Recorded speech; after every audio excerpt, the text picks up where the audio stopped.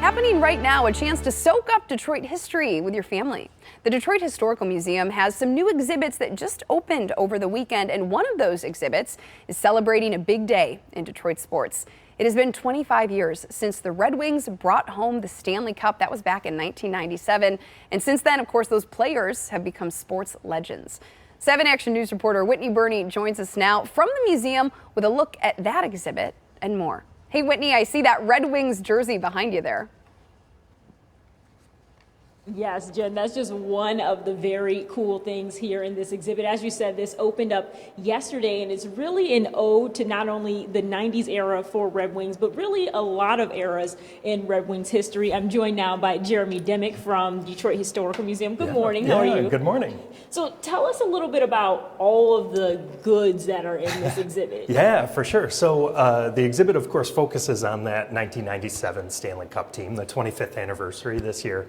But to really tell that story, you have to go all the way back to the 1950s. There was a 42-year gap between championships for the Red Wings. So, of course, the exhibit starts there in the 1950s, 1960s when the Red Wings played at Olympia, and had sweaters that were sewn back together at the end of the games instead of being thrown out and given the guys new ones. And then, of course, they moved to Joe Louis Arena in the late 70s and start playing there during this era that, people called the Dead Wings, just because the team was so bad and they weren't really doing anything. That all kind of changed in the 80s when the Ilitches bought the team.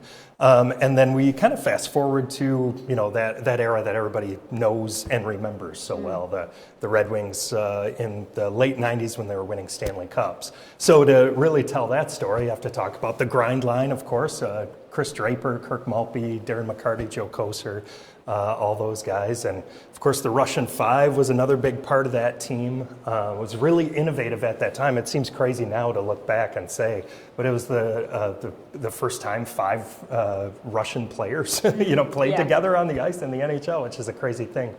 It's like you were saying earlier, going through this exhibit is like looking at the way that times have changed over just, the period of a couple decades. Exactly. It doesn't seem like that long ago, really. And then you look back and everybody's hair is different and their clothes look weird. Right. And, the way we consumed media was completely different, too. It was a lot of it was mostly, TV news and newspaper at that point. The internet's just still kind of brand new. Now, what we were just looking at is the fan section. Yeah, right? yeah, and people really get a kick out of that. It's sort of the stuff that would have been, that people still have in their basement. The passion for these teams are still, it's so strong still, even 25 years later. So what's this area here? Yeah, so this is about the goalies. They, most teams go with one goalie during the year, and the Red Wings had 2, and they kind of interchanged them throughout the year, and then Mike Vernon got the start in the playoffs and went all the way through to the Stanley Cup Finals and won the MVP of the Stanley Cup playoffs, and then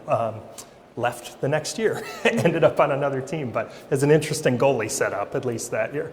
Okay, now one of the other big parts of this is the fight night at the Joe. Yeah, for sure. So that's one of the big things about that 97 season that everybody remembers, is that rivalry with the Colorado Avalanche. And they were kind of the 2 best teams, are really evenly matched, and there's a long history of bad blood between those guys that kind of erupted on March 26th. And resulted in about, 80 minutes of penalties and all kinds of fights and blood on the ice. There's so much here to show. We actually have another exhibit that we're going to show you coming up in about half an hour, Jen. All right, looking forward to that, Whitney. And hey, it wouldn't be hockey without a little bit of drama, a little bit of fighting on the ice there. We'll check back in with her in just about a half hour.